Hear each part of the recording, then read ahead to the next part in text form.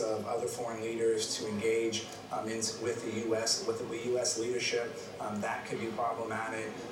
And so I also want to see, have we sold the javelinas to the Ukrainians? Ukrainians are still dealing with Russia. Russia invaded that country. What are we doing in order to help the Ukrainians deal with that threat and get the Russians out of the country? So there's a lot of questions going on here. I also think we should be making sure we're going thoughtful, because talking about impeachment is pretty serious stuff. Sir, what is your red line? My red line? Yeah, for the president's, his conduct, for the conversations he has, for suppressing a whistleblower complaint. What point will you say this is going too far?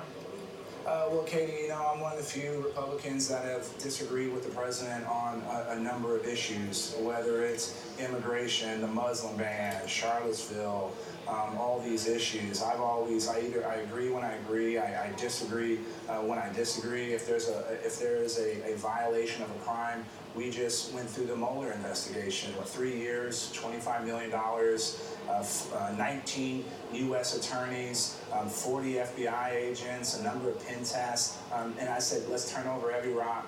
Let's investigate every lead to see where this went. So what is your red line? I think it's a violation of a law.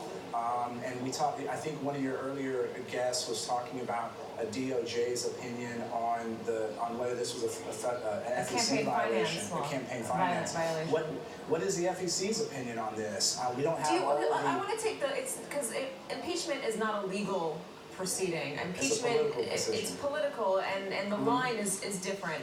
Your Democratic colleagues are extraordinarily concerned and worried about this phone call. They don't see it as being innocuous. They don't see it as being exculpatory. They believe the president was using the might of the office of the presidency of the United States to twist the arm of a foreign power to investigate his political rival's son for his personal political gain. They see that very clearly. The president of Ukraine says, we need those javelins. Donald Trump says, well, we need a favor from you, though. You got to look into Hillary Clinton's emails. You got to look into the Vice President Biden's son.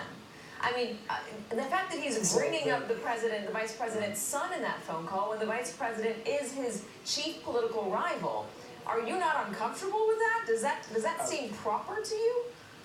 Would I have approached those conversations that way? Absolutely not. Should the president of the United States be doing that? I would not have advised him to handle those decisions. But he did do it. And he did. And so the question is, right? With my Democratic colleagues, rushing to impeachment, let's have some hearings on this. Let's talk about how did the Ukrainian president feel about this. The Ukrainian president had already spoken out through his foreign minister that they didn't feel like they were being pressured at all. So the other side and their opinion on this matters. I'm sorry, Congressman, the president and the president of Ukraine are speaking. If you can hang around, we'd love to go back to you, but hold on.